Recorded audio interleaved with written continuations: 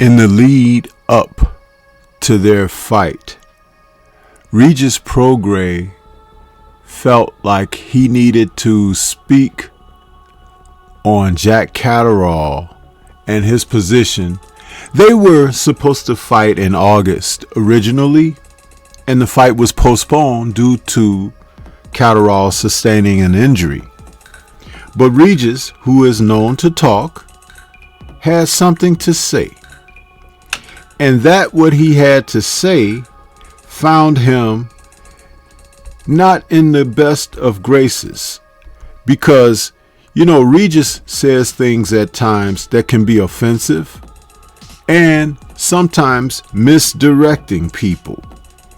And that's what it was when it came to he opening his mouth talking about Catterall. He spoke about the lack of times that he had been tested for the pre-fight drug testing. He talked about Catterall's injury possibly not being sincere, that maybe Catterall wasn't ready. But did Regis prepare properly? That's the question.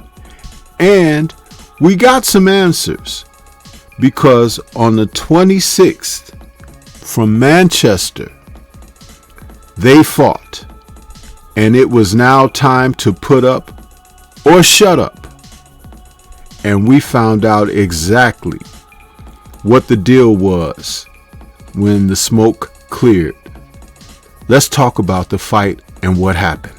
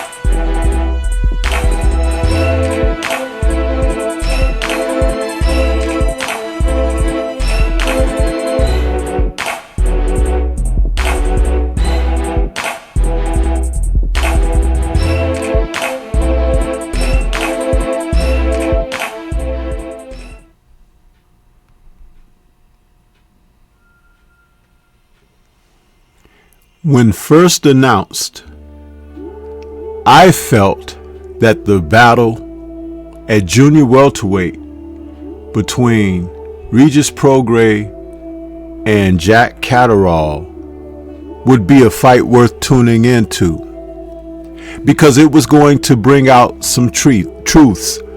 And those truths are where the men stood in the division amongst the top fighters of the division.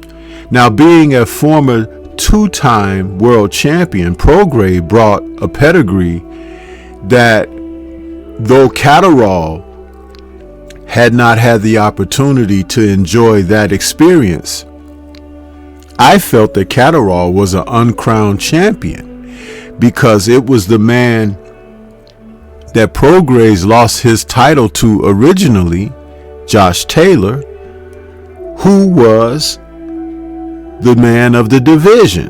And I had accredited Josh Taylor being undisputed. And when Regis lost to him, Regis himself professed that Taylor was the better man. However, in February of 2022, Josh Taylor took on Jack Catterall. And what we saw in that fight was a split decision outcome. However, the action early on did not depict that was the case. So in a sense, Catterall was like the uncrowned champion. So going into this fight, I felt that though Regis, the last time he traveled over there to the UK to face Taylor, was going to run into the similar problems, but against a better, more dedicated fighter. And he would have to do some things to improve upon his previous visit when he went to the UK. And so he did. He opened this fight, taking the lead. Regis was active and animated, moving his hands and his feet, but not scoring, but giving that impression of being a more athletic, more dynamic fighter.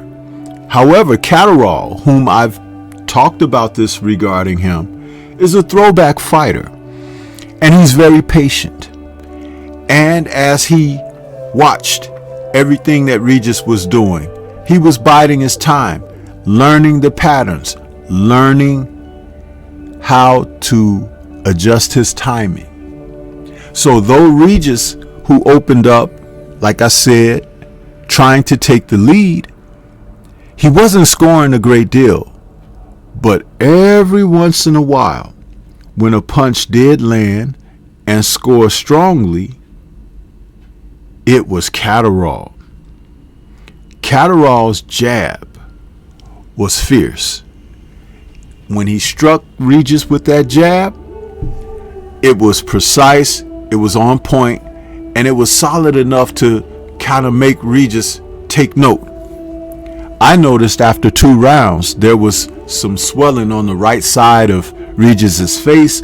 You know, these two men are both southpaws, so he's facing that Catterall right hand with that right side of his face. And Regis, though he was pawing with his jab, they weren't landing and weren't scoring. But Catterall was weary of the reputed punching power of Prograis, so he was very meticulous. And when he had the opportunity, he was still scoring that jab.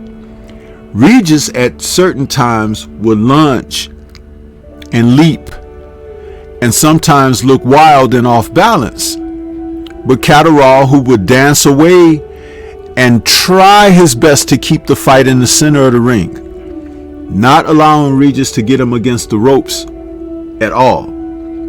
And this proved beneficial because Regis was never able to put him in a position where he could score.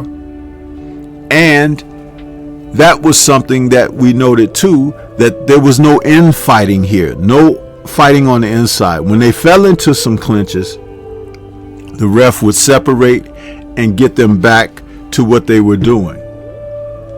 I could see the frustration in Prograis because he really didn't have a game plan. And the instructions that came from his corner didn't depict he taking particular instructions to show him how to get at Catterall in a proper manner. And that's something to pay attention to when the corners don't really have a plan. But seemingly out of nowhere, in the 5th round, something changed. Prograis, who was throwing shots at Catterall, and Catterall seemed to really slip on the ring canvas, went to the canvas, his glove touched the floor, and they counted. After that round, Davey Moore, the trainer for Catterall, told him, "You've got to wake up. You've got to go out there and do something different now," because Regis had an edge, the knockdown, whether it was clean or not or whatever. But see, Moore was able to convey to Catterall the significance of stepping it up. And what I really enjoyed to see out of Catterall's effort was he made the attempts. You see, it's one thing when your coach and trainer is telling you to do something and you nod your head okay, and you go back out there and you continue to do the same things over and again. But that wasn't the case with Catterall. He stepped to it, and then he began to put his punches together. Once he was doing that, the inevitable happened. A 1-2 in the ninth put Prograis on the canvas himself for the first time in the fight. And then things seemed to change, all in one round, because after the initial knockdown, where Prograis got up quite quickly, I might add, it was like with 50 seconds to go in the ninth, he jumped up to his feet, and like a true man that goes to work, Catterall was able to drop him again, a second time. Now that was something really interesting, because Prograis at this point, I believe his confidence was totally gone. The man who was showing himself to be so fierce, to come in with such aggression and everything, but not landing shots, was now put in a situation where he was going to have to make an adjustment. And he didn't. So as the fight went on, Prograis tried to put on a good face and show himself to be astute. But Catterall had already taken the play away. So those early rounds, when not much of anything was going on, rounds 1 through 5, it changed. And see, this is where fights get separated between who really wants it, who is dialed in, and who's focused up and willing to take the steps to be successful. Now, Prograis, they said, rolled his ankle in the 11th round. But by then, it was pretty much a foregone conclusion, because Catterall had shown him he could hurt him, if not knock him out. And I've talked about the sneaky power of Catterall. I talked about how in certain fights, like his rematch with Josh Taylor, he'd jump out to it at early lead and kind of coast. But we were wondering if that power carried late. Prograis found out the affirmative. It does carry. And see, that made all the difference in the world. And suddenly, all that talk, all that posturing, all of that we had been seeing from Regis Prograis was exposed. Even in the post-fight, he showed humility and was humbled to the degree of over-complimenting Jack Catterall for his efforts. Where was that brazen champion who was like vaunted and daunted to be the best?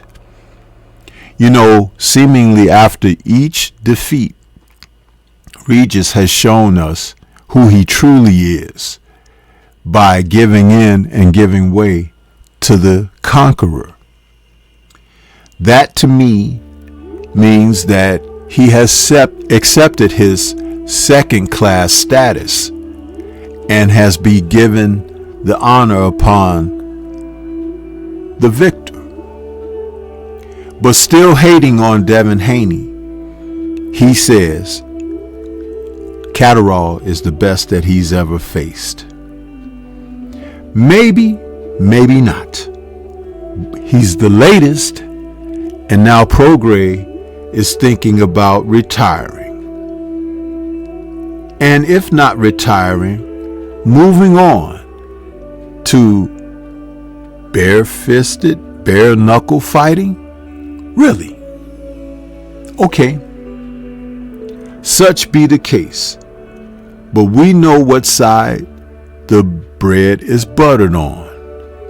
And right now, Jack Catterall is just one fight away from a title that should have been his initially.